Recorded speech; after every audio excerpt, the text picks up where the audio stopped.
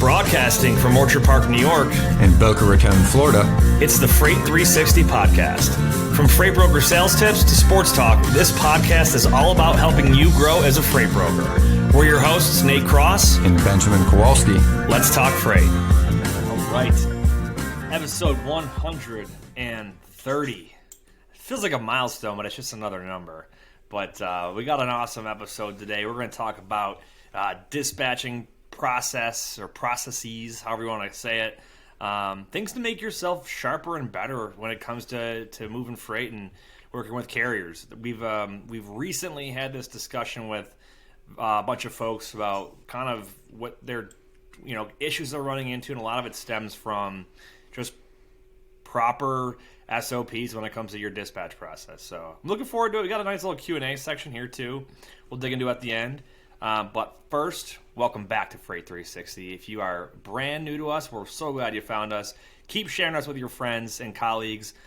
This channel and just this platform in general and our community has grown leaps and bounds, Ben. It's good stuff, man.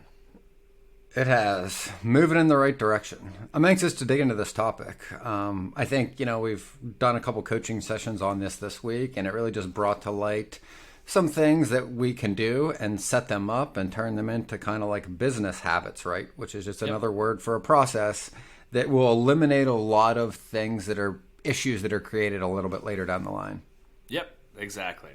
So I'm going to give a quick run by the sports realm here. The MLB is currently just battling a lockout here, man. It's the Players Association and the players can't, or the league and the Players Association, I guess that's their union, right? Can't agree on, they had like some salary requests, I think, for both the minor league and major league. I haven't followed it too much, but basically spring training is not happening right now. And now the first two series of the actual season, which we're supposed to start right at the tail end of this month, are not happening. So it's crazy. I will say what's nice is MLB.TV, the subscription that I have, where I can watch out of network games, because I'm a Red Sox fan that lives in New York. They didn't charge me to renew it this year. They're waiting to find out what happened. So at least they did the right thing and didn't steal everyone's $100 for the year. Because that's a bonus. Surprised if they did, but no, it wouldn't surprise me either. What you got? Anything on the golf realm? No, I mean there was a pretty good finish at the Honda Classic. To be honest, I really didn't catch it. I know it ended up being a great day of golf, at least from what I caught. One of the local guys, Berger, was like 5 under, but lost his lead within the first 5 or 6 holes, and then didn't end up pulling it off. But off the top of my head, I couldn't even tell you who won, because we have been spending most of our time just following what's been going on with Ukraine. So shout out to any of our listeners or friends and family that are in Ukraine. We do have a listening audience in Ukraine. I remember checking our SoundCloud stats, and Ukraine is like one of the top. So I think our top countries is United States, obviously, and then Colombia, Ukraine, Canada, Mexico. There's a big brokerage presence in Ukraine. Landstar has a massive agency based out of Miami that actually had hundreds of people in Ukraine, and they had to shut it down. FreightWaves reported that one, and I kind of expected that was going to happen. It's just crazy. So the world is standing behind Ukraine, and we're hoping for the best and sending our best vibes. So shout out to our community over there. It's been strange. I mean, my wife grew up in Odessa, so like my sister-in-law, brother-in-law, like nieces, like talking to them on a daily basis, just getting updates, and just wish them all the best over there. They're pulling ahead. Port City on the south? Yeah. Yep. Gotcha. All right, we'll stay tuned and see how that pans out and what comes of it. But we're praying for you guys. All right, let's give a shout out to our friends at DAT before we get into this episode topic today. Taking the guesswork out of freight with DAT. The DAT Load Board Network is the largest on-demand freight marketplace in North America, connecting freight brokers with available capacity on any lane. Grow your business with tools that allow you to find new business partners, and you can quickly qualify and onboard new carriers. With the industry's leading freight rate data, you can make clear and confident pricing decisions. And you can support us at Freight 360 if you have not already signed up for DAT with a free month of Power, Express, or Trucker's Edge through a link in the show notes. Absolutely. Help your boys out. Good stuff. And you know what's interesting? Did you see, I know we were looking at it earlier today, Rate View from DAT. Did you know they had that predictive thing in there? I did not, and they're changing it, and there was a new view, and I did notice that I've been using the old view for quite some time. Yeah. So they have clearly been doing a lot of upgrades to their stuff. Obviously, we've got some connections with the folks over there, and I think like any other tech company, they know that if they don't continue to improve and add new features, that they'll be by the wayside in years to come. But they're obviously a leader in the industry, and people are always bitching like, "Oh, DAT's down again." It's like, yeah, I can tell you, I've never had a perfect software company or tech company. They've all got their struggles. So, but yeah. So here's why I love today's topic. We've talked about it a lot recently with with the folks that follow Freight 360. But in my normal day job, man. For example, I'm training somebody new today on how to use our system because they're new to the company, and there depending on the TMS you use, there might be some required fields when you're dispatching a driver or dispatching a load in general. But there's a lot of optional things that people don't always use that can prevent so many headaches when it comes to dispatching. So let me ask you this. In your younger days in brokerage, did you have like a dispatching checklist or something that you would go through to force yourself to, cross this bridge, check off that item and whatnot? Or how did that look? Well, yes, there were. There were systems and processes that we were, forced to follow, and there were repercussions if we didn't, because internally the brokerage set it up so in a way that like if things are done on a, consecutive manner, like it does prevent issues. And yeah, it is frustrating when you're having to learn it and you feel like, why are all these necessary? Do I need to do all these extra steps? And the reality was, now in hindsight, like there weren't really many unnecessary steps. In fact, every step that was in that process had a purpose. Yep. And was put in place to prevent some other issue that was likely or going to happen down the line so that you could catch it earlier, not after the fact. Yeah. So, and I've heard people say, they've told me like, I'm not wasting my time filling all this in. And it's like, okay, for the one time you wish you had put that truck or trailer number in or that driver's cell phone and you didn't, and it caused you 16 hours of headache, and you could have spent 5 seconds to do it. That is why it's worth it, right? So, a company I worked for in the past, today, by the way, still that habit, right, on there where the truck and trailer numbers, the driver numbers. He was holding up a notepad right there. I'm a notepad guy myself, man. I got mine right here. But it's funny. Always handy. To your point, right? Like, I'm just so ingrained in that habit. That's the first thing I ask for. Like, if I'm going to get this, you're going to give me that, right? Like, and I always just am in this habit of, I need the truck number, I need the trailer number, I need the driver's phone number, I need the email address, and I need the dispatcher's email address. Yep.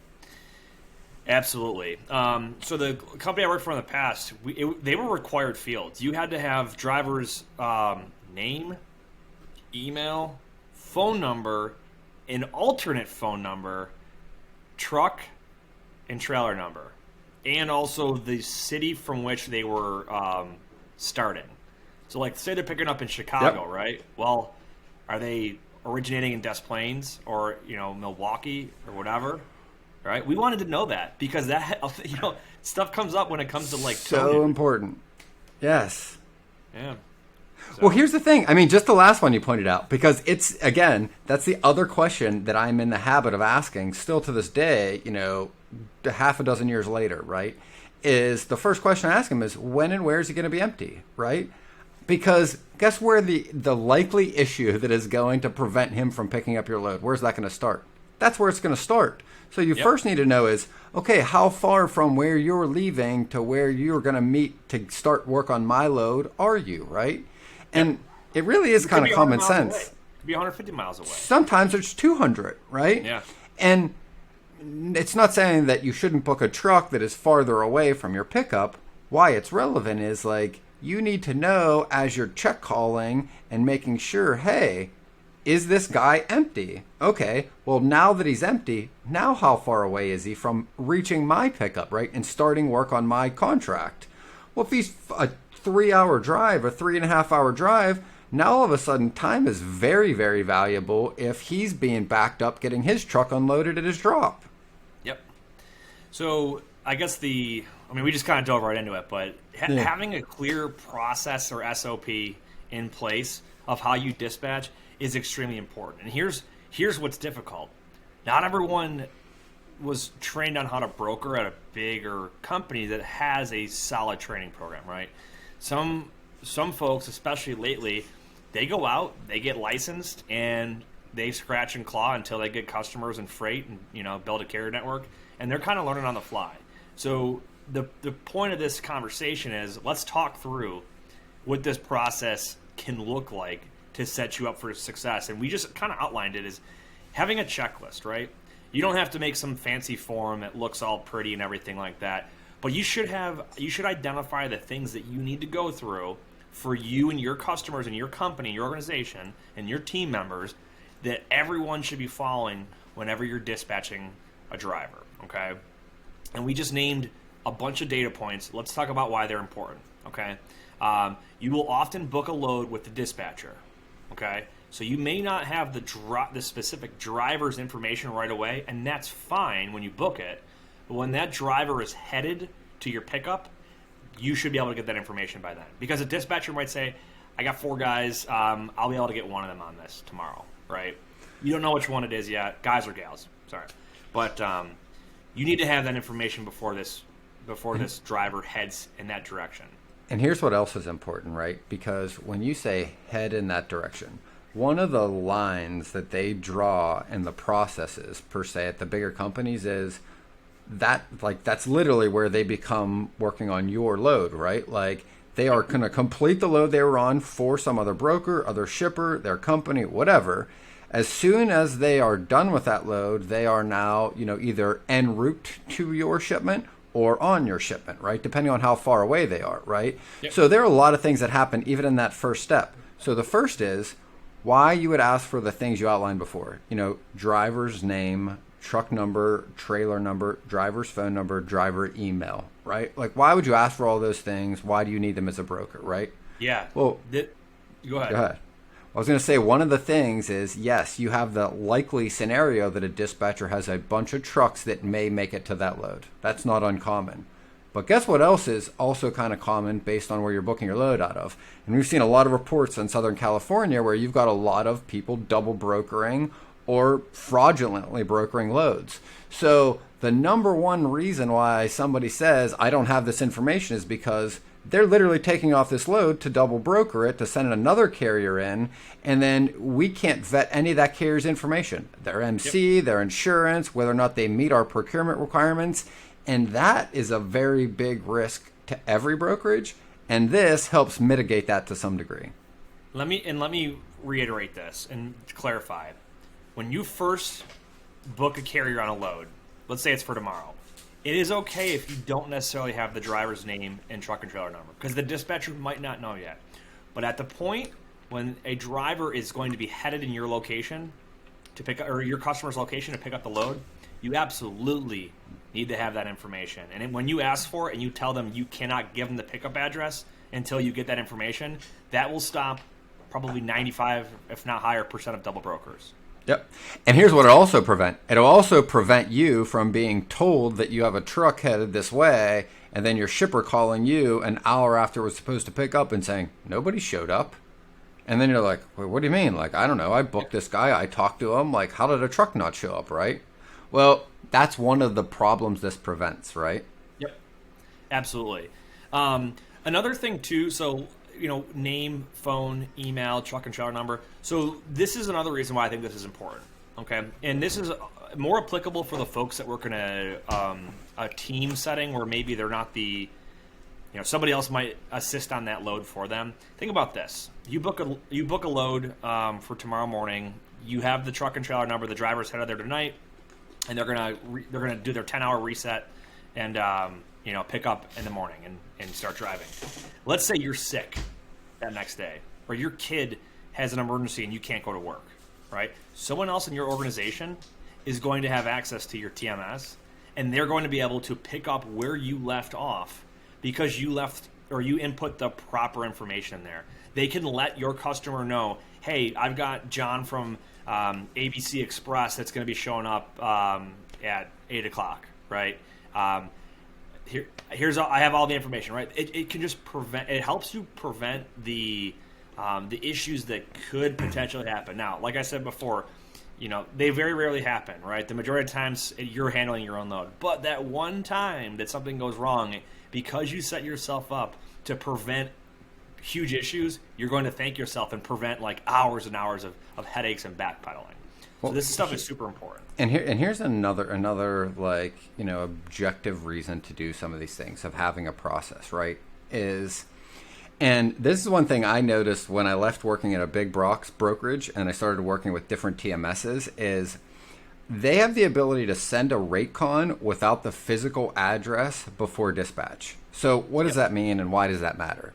So first off is they send out the terms. It's picking up from this city, this zip, to this city, this zip. Here's the load details. But it doesn't have the exact physical address or information to actually get to the shipper, right? Yep. So, like, the value that provides, right, is it allows you to secure the carrier. It allows you to secure the truck and say, hey, we are committed to this load, right? But what they do is they, displace the two processes and make them two separate ones. The second process is formally dispatching. So they do not give the physical address, does not get sent to the driver or the dispatcher until one very important thing happens. To your point, it's the question we need answered from earlier. Is your driver empty and rolling to my shipment? Or is he still at that one, right? Because now that I know where he's leaving, I know his ETA, and the only thing that could happen is a truck breakdown, a flat tire, but he's not still going to be stuff like that. Right, normal stuff and just commuting. But the reality is like I have retained control because the minute you give them the delivery address, they don't need you. And as soon as you send that, they can do whatever they want. They can show up if they want. They can not tell you. They can do anything that they want. They could double broker. They could back solicit and try to get it themselves at a cheaper rate. They could find out, oh, it's this place. Nope, I'm not going there. Which you should have that conversation beforehand if there's an intricate situation there. But yes, you maintain positive control of that situation until you're ready to give that information out. And again, this is not to be a power or control freak by any means. This is to protect your business. Yeah. Now, when you get to a point when you have regular carriers, right? Totally different story because they already know they're running it every week. But a brand new carrier, it's like a brand new broker for a customer, right? They're going to be very, very careful until they establish rapport and trust, and that relationship blooms into something that's continuous. So right, and something where, like, yeah, you've got a likely understanding, but like I think there really is a lot of value in separating those early on because what it does is it prevents a lot of the issues that we hear eat up with brokers' day, right? Like when we talk to people and they go, well, I don't have time to prospect. Oh, I don't have time to get new business. I don't have time to get to this, right? Well, most of the time it's being eaten up by things that could have been prevented, right? And the only way they're going to get prevented is if you put in place a process and a system that is kind of like a fence. And no, it doesn't prevent it from happening, but it does at least give you the information long before it gets blown up in your face and your shipper's screaming at you going, where's my driver? Where's the truck you said it was supposed to be there, right? Yep. So let's talk about some of the other things you're going to cover in this dispatching process, kind of like this mental checklist or physical checklist if you have it written out, right?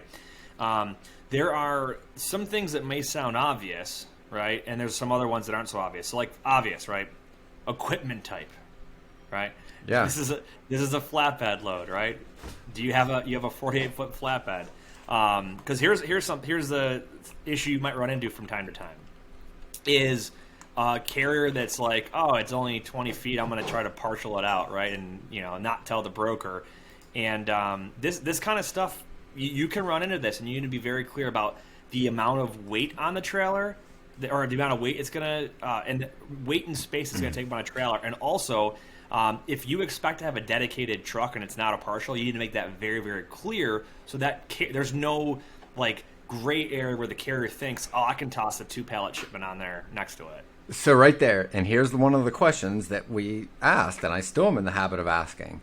When I say, hey, have you finished your last delivery? Are you en route and rolling to my pickup? Yes. Okay. The next question I ask, again, is by habit, is your trailer completely empty and clear? And then waiting for them to confirm that, right? Because now, if you're recording your calls, like, you also now have factual, like, objective evidence that they said this. So what it does is it eliminates this ambiguity and this gray area of when they arrive to your shipper. And if anybody's run more than a couple dozen shipments in their history, have run into this problem where, to your point, the truck shows up and goes, well, I thought I could have just fit this on my van. Well, we're paying and contracting for your entire trailer, not a portion of it. And when I asked you whether or not your truck was empty and clear, you said clearly yes. So now I don't pay that guy a tonu. Why? Because I have set up a little fence to make sure I catch that BS before he arrives and tries to make it seem like it's my fault and that I wasn't clear in what I was paying for or asking for. Yep. So other obvious questions we want to go through. PPE, right? Mm-hmm. Or any kind of securing thing. So is there dunnage? Is there you have straps? Do you have tarps? Do you have the right size tarps? Because you could have 4 foot, 8 foot, 12 foot, right? Do you have pipe stakes? Do you have, the list goes on and on and on. If it's a van, do you have the, what are they called? The bars that go across. They have E-tracks and vans. You could have air chutes and reefers. Yeah, air chutes and reefers, whether it's continuous or non-continuous, making sure that, like you said, you have the right PP&E, do you have the right type of boots to go on this property? Do you have an orange vest? Do you have a helmet? Like, based on where you're going and whatever your shipper tells you is important to them should be on your list. Because an easy way to remember what questions you should ask are, what are the most likely things that go wrong and the biggest issues that a driver is going to tell you he didn't know and now it's your fault and you've got to pay him, right? Because they're going to arrive and always make it seem like it's the broker's fault. Oh, well, you didn't tell me I needed PP&E. You didn't tell me I needed chains, pipe stakes, a 4-foot tarp, an 8-foot tarp, and then they're going to try to put that onus on you. So you brought up the reefer side of it, too, when you talked about the reefer unit cycling versus continuous, right? This is huge. If because reefer, right, they're just a van that has a temperature-controlled unit attached to the front of it, right? It holds 50 gallons of fuel. So I'm going to break this down and not get too detailed on it, but it takes time to cool that van or that trailer down. If they were not hauling a temperature-controlled shipment on their last delivery, that thing's not even turned on. So if it's 85 degrees in the middle of the summertime, they got to crank that thing up and get it cooling down so it's at the right temperature when that shipment gets loaded on there to prevent any kind of claims, right? Cycling versus continuous, right? If it's a frozen shipment, it could be on cycling where, yes, it'll kick on when it gets close to freezing or to the 32, and then it'll bump it down 10 degrees and it'll shut off, right? It kind of saves on gas. If you're running something at like 40 degrees, it's got to be on continuous, right? It's got to stay within a couple degrees of where it's at and not turn on and turn off and all that stuff. And also, hey, is your gas tank full in the reefer unit, right? Because that's 50 gallons right there. It's not going to run. If you got 5 gallons in there, it's not going to run the whole time. These are just little things that if you're doing reefer, these are not the so obvious ones. These are more like write this stuff down until it becomes a muscle memory for you. You've got to think about that stuff. And I think here's a really good way to remember these, right? If your power went out and your refrigerator door was open while your power's out, like how long do you think it would be before your refrigerator is the same temperature you expect it to be, right? It would take a few hours. Now imagine your refrigerator is the size of a tractor trailer. And imagine how long it would take to get all of that space, right? All 48 or 53 foot of it cool down to a temperature commensurate with your refrigerator. It's going to take more than 15 minutes.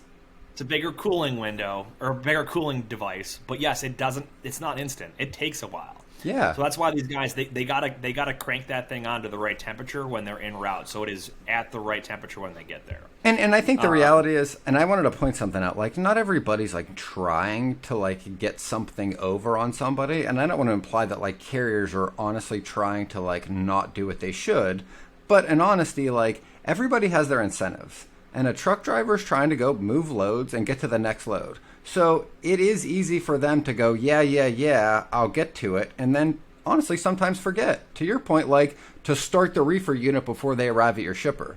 So that it is at least a temperature close enough that when you put the cargo in, it doesn't have to drop, whatever it is, to your point, like 50, 60 degrees in the next hour or so, right? Yep. So like these are the things that like when you send a load, and just because you tell the dispatcher when you book the load, hey, the temperature should be at 55 at pickup, like there's a reason you should reiterate it. There's a reason you should have a process in place that before you send this guy officially on your load, you make sure you confirm these things and ask them, hey, what is your temperature reading?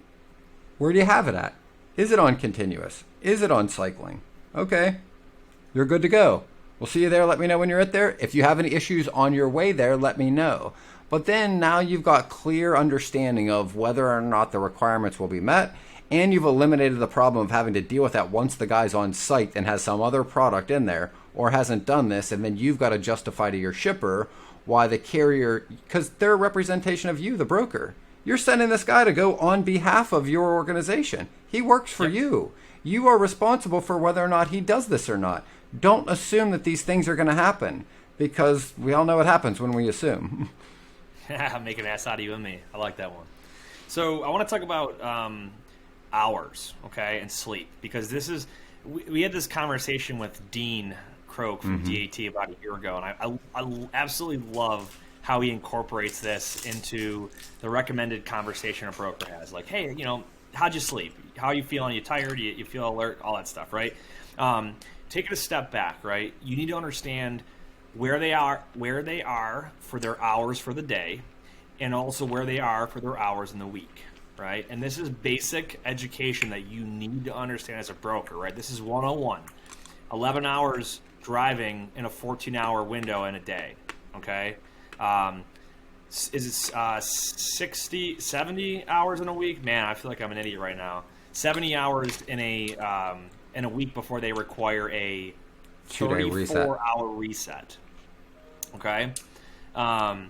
There are things like agricultural exemption, right? If you're in a certain radius of, if you're hauling something, right, you get so many free miles before you have to turn your logs on, right? There are things that go along with different shipments and drivers that you need to be aware of, because, hey, say your driver's fresh on hours. Say they're fresh on hours for the week. If they didn't get good sleep last night, that's a safety concern. It's a huge hazard. So, well, and I think I actually wanted to pull up what these specifics are. Do you have them close? I know they're obviously in our course, but is it under carriers or dispatch? You're talking about the driver hours? Yeah, because I'd like to be able to put that out there, because I think it is really important that people are aware of what they are and why they are. I had it right. So it's 70 hours in the week. So it's 60 on duty over 7 consecutive days, or 70 hours over 8 consecutive days. And once they hit that point, they are required to have a 34-hour reset, which is basically 10 hours plus a day. Okay? In a single day, they could be driving for a total of 11 hours of drive time out of a period of 14 hours. So like 24 hours in a day, 10 must be spent in their like sleeper mode or in the basically sleeping, right? And then the other 14 hours, they can drive 11, and they can have breaks for the other 3. And there are, as of like was it like 3 or 4 years ago when the e-logs came out, they are mandating, like there's break requirements over a certain period of time. Like you have to take a meal break at this point in these hours, right? And your e-logs are going to it's not a paper log where you can hand jam it and lie if you get a DOT inspection, right? They're literally in a computer system. So it's very, very important. Now, some of these folks have older trucks and they're exempt from this because they're like 20-year-old cabs. But this is 101 level stuff you got to know. So to reiterate, you can drive 11 hours in a 14-hour window before you need a 10-hour reset. Okay, 60 hours in a 7-day period, 70 hours in an 8-day period. Either one requires a reset, 34 hours. And here's the two other things I was looking at, because I know they talked about, I don't know if it was like continuing the exemption on short haul. The ag one I know just went back into place, or they like formally extended it. But from the FMCSA, it's 150 air miles, which means as the crow flies. That's radius. Yep. Yeah, so like not what you drove on the road, but as a bird would fly. So in drayage, you can tend to get like some more work done within a normal period because they don't normally drive outside that radius. But normally, like, this is going to come into play. And another good rule of thumb that I always kind of keep in mind is based on, and again, it depends on your load. Like if you're driving across, the Midwest, they're going to cover a lot more mileage per hour than they're going to cover like, coming out of Miami or New York. But a good rule of thumb is they cover about 550 miles per day legally. So when you're rounding out your hour of service, that's a good number to kind of look at based on whether or not they're going to make it to where you need to legally. Yep. So I want to, so the ag exemption, right, or that radius exemption, it is there to not penalize the people that are not at safety risk, like a long haul driver would be. So the driving hours and reset is there because these folks that drive 3-4 day long trips, it's important to make sure that they're not overworking themselves and they have enough time dedicated for sleep and for rest, right? If you're doing something like drayage, or if you're in an agricultural exemption where you're moving stuff to a bunch of farms, right? You're gonna have downtime and rest time built into your day because you're doing multiple stops, multiple runs, multiple turns, right? And that is why that exemption is created, so it does not penalize those that are not truly at the same level of risk as the long haul drivers. So, good stuff there. Any final tips on dispatch? Here's what I want to say is, if you haven't done it, do this as like a little activity for you or for your team if you have a team. Is go through, if you don't have a checklist, just write down, hey, what are the things that we want to go through? Because that'll come in handy when you hire somebody new, or if somebody makes a mistake and you go back and say, hey, what did they miss? Did we identify that in our list, right? So just go through that as a quick activity. Write down the things that you think are important for a checklist when you dispatch. And if we miss something that skipped our mind, let us know. Shoot us a message. Yeah, and I think, another easy way to look at this is maybe you don't jump if you have no processes at all to implementing a process on every load, but start in a way that is manageable and that is likely to give you a benefit of a company implementing a rule, right? Because there's always a cost to a rule. And I would say start with the loads that you have the most rejections on. If you're sending trucks and you've got a shipper that has some pretty stringent requirements, that's where I would start with a checklist. If I'm sending a reefer because it's got very stringent requirements, if I'm sending a flatbed to a job site where there's going to be cranes and PPE, or to a big manufacturing facility that requires a lot of, equipment when they go in, like steel-toed boots and glasses and helmets and vests, right? Like, that's where I would start. And then you will likely see a reward for implementing this. It's a rule. It's going to take a little more work, but you will likely prevent more problems by implementing this than the time it takes to implement. Yeah, and you I should have made this clear. You can have a different set of checklist items based on the type of equipment it is, or the specific shipper, or the specific receiver that it is. It's not always a one-size-fits-all, so that's a good point you brought that up. All right, Q&A. We got 2 questions here today from our listeners. The first one is, how do I keep my pipeline updated? I love this. This is if you're thinking that question, you're doing something right when it comes to sales and managing your prospects. So, I would say the first tip here from my perspective is having a good functional CRM that allows you to clearly organize and set tasks for your prospects and your prospecting activity. So, keeping it updated. I would say that you should be making notes or adjustments to a prospect's record if you can, while you're on the phone with them. If not, right after you get off the phone with them, so nothing slips your mind. Or you write it down and you update the record later. That is a quick and easy way to do that, and then set your next follow-up task. If you can just do it while that process is happening and you're not wasting time or getting sidetracked, I'd say that's probably the best way to keep it updated. Do you have anything outside the box that I missed, or maybe take it from a different perspective here? Yeah, I'd say two things. Is the main two functions of updating a pipeline are, one, adding new contacts, and the other one is simply eliminating contacts that you've spoken to, and this is the important part, enough times that you can trust what they're telling you is true. I would say one of the biggest things we see people new in this industry falling into the habit of is, I talked to this prospect twice. They said they don't need my help. They're not a good fit. You have not spoken to them or earned the ability for them to actually tell you the truth yet. If you've spoken to them 5 or 6 times, now I'm starting to believe what they're telling me. Now I can possibly eliminate them from whether or not they are qualified to work with us as a brokerage, right? And that criteria is going to change based on your brokerage, based on the size, and based on where you are in the tenure of your career. I will work with different shippers at the beginning of my career that I'm going to be willing to work with 2-3 years later. So that criteria will shift as you grow and change. But the most important aspect is exactly what you pointed out, is where does this information come from? It comes from the conversations. And when is the most likely place for you to get an accurate reflection of what happened in that conversation? Right after you get off the phone. So keep that up. Type it in. It doesn't have to be a dialogue. You're not writing a novel. You're writing simply the most pertinent things you would need to know from the person that spoke to them before. So use abbreviations, use acronyms, shorten it. Pretend you're like texting T9 version. Yep. You know what I mean? Oh, I still laugh even when I use the acronym for FU, follow up, right? I'm like, FU later. It still makes me laugh, but it's still the same one I use, right? NA, didn't answer, right? Gatekeeper, GK. Like, you end up with your own little language. What matters is that you can interpret it later, because you don't need somebody else to read it. You're not publishing this in the Associated Press. Like, it's just for you. So put what's relevant for you on your next call, and just try to update those as soon as you can, because if you create a task to do it later, you're likely not to get it, and you definitely won't remember what they said and the emotion you had in that call, because that's the other important piece that you want in your notes. Hey, is this person happy? Were they frustrated?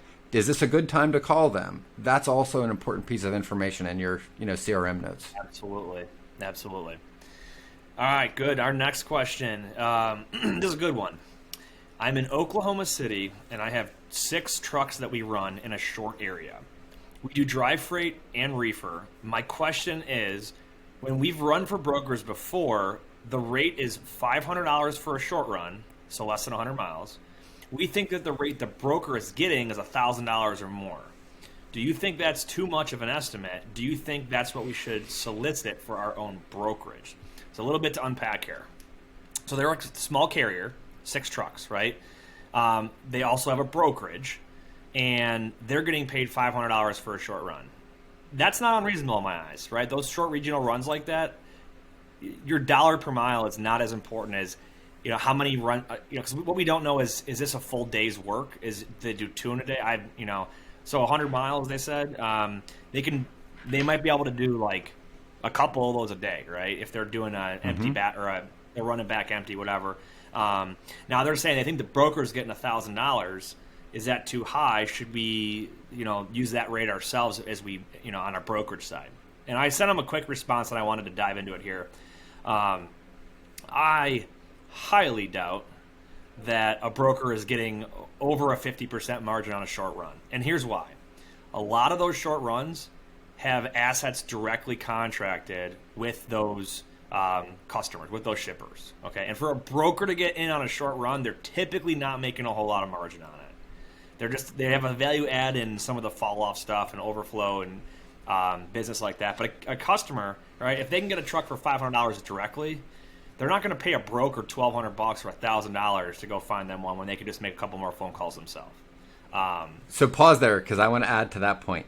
And I would say, if you guys, it's worth it for you to run these for $500, and we know that it has been worth it, at least to a point, because you have been doing it, meaning that you are likely also shopping the market, you picked the best of your options, and then you did it more than once, which means 500 was a commensurate rate for a truck. which means there are other trucks willing to do it for that number.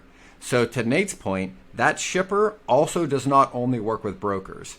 If there are carriers willing to run it, that shipper is trying to contract directly with local people because, again, they don't need to find somebody on the other side of the country. They just need people local to them. And if they're not driving that far, they also know what it costs them to pay a trucker directly. The premium they'd be willing to pay a broker to help them with that is likely not twice the cost because the market's pretty efficient. It's very unlikely that that's playing out that way.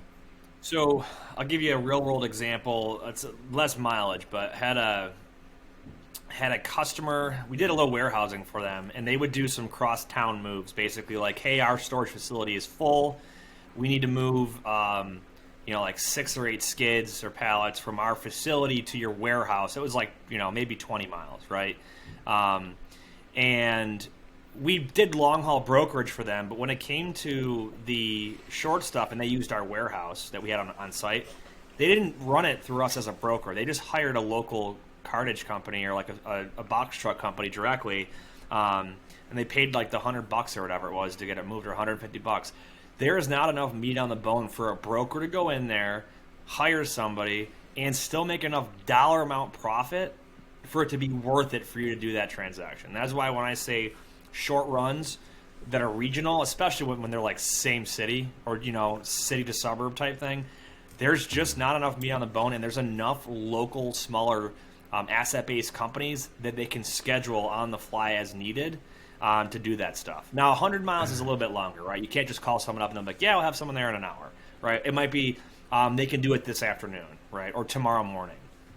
But yeah, I would not expect you to be making half of what the broker is. $500 more profit on a 100-mile lane. And I'll give you the others. I mean, I did a lot of this work. I did it with steel, and I did it in like the tri-state area of Tennessee, Alabama, and Texas. And then way, way, way on the west side of the state, right, where the states intersect, right, a lot of that steel comes out of some of the big steel manufacturers and runs on short runs like this. So as a broker, what it was like from a practical standpoint, like what my book looked like, was I would call local carriers and say, hey, I have this work from the local steel companies. And they would say, this is what they're paying local drivers. And then I would try to figure out how quickly they could load and how quickly they could unload. And then I would figure out the time it actually took with the transportation, the loading and the unloading, and go, okay, how many of these can we do in a day? And if we could get 2 or 3, because in some cases you could get 2 or 3, in some you can only get 1 or 2. And then I would go back to the carriers and go, how much do you need to make in a day? And this was like 2019, so 2-3 years ago, but they needed to make $12.50 a day. And I'm like, okay, well, if I can get you 3 of these and I can push my shipper to load faster and my receiver to unload faster, and I can get you moving at 3 a day, is that worth your time? Yeah, it's worth my time, Ben. So then I negotiate down a little bit, give him a little more volume, because what does the carrier want? Predictability. The same thing every day. All right, well, here's 3 today, here's 3 tomorrow, and here's 3 for the next, every consecutive day for every driver you want to run on my loop. And now I'm basically running it like a public transportation system. You guys know what you're doing. You get up and go to work every day. My job is to now put pressure on the shipper and the receiver to get your guys and to keep them moving, because they're not getting paid while they're waiting to load and unload. They get paid when their wheels are moving. So if you can eliminate those times, you can maximize, to your point, the amount of trips you can do in a day, and now all of a sudden it becomes valuable. But it's very unlikely a broker is just taking 100% off the top, sending one load out and making twice the amount of money. Yep, it's a good question though. It's worth examining, and I think another takeaway here is if you are a small carrier that has entered into the brokerage world, there is a little bit of a learning curve, right? Not everything is just as you think it is, right? It's not just as simple as, I'm going to go do this directly, cut out the other broker and do it myself and make all this money. There's a lot of relationships to build. There's trust that has to be established. You've got to truly understand the market fluctuation as a broker, right? Because as a carrier, you just say you pretty much are the market, right? Right. You're part of them. You're one piece of the market, but when you're no longer controlling your own trucks and you have to rely on other motor carriers to provide service through your brokerage to a certain customer, right? You don't get to say, hey, this is paying X amount, right? Because you don't know your priorities and what's important to you, location-wise and time-wise, for your drivers is different than that next carrier over. So a little bit of a learning curve. It's good, though. It's a good question to ask, and good luck as you get the brokerage part started. It does, and I think it really hashes out a lot of things that people assume that somebody else is always taking advantage, right? But there is an open market for everybody and every piece of the market, whether you're a carrier or a broker. No carrier is operating with impunity where other carriers are willing to do it for less or more. It's about the same. It's the same with a broker. Brokers aren't calling a shipper, and all of a sudden that shipper is just willing to give one broker all the money in the world when it only costs half to get the work performed. They're going to give them work based on what they know it costs to get it. And to be honest, everybody's pretty informed and nobody's really an idiot. Let's be honest. Shippers know what it costs, brokers know what it costs, carriers know what they're willing to do it for, and they know what their competitors are willing to do it for. That's what makes the market up. That's it. Good episode, man. Good questions. Keep them coming. A lot of people have been using the link in our newsletter. Keep using that, or just go right to the website, freight360.net, and hit the contact form. You got any final words here, Ben? Shout out to friends and family again in Ukraine, and whether you believe you can or believe you can't, you're right. And until next time. That wraps up this episode of Freight 360. Check out the show notes for links to anything that we've referenced on this episode. And make sure to visit us online at freight360.net to see our entire library of episodes, videos, blogs, and more. And make sure to check us out on Facebook and subscribe to our YouTube channel for daily and weekly tips and content. And if you'd like your question answered on the show, fill out the Contact Us form on our site, and we'll see you next week.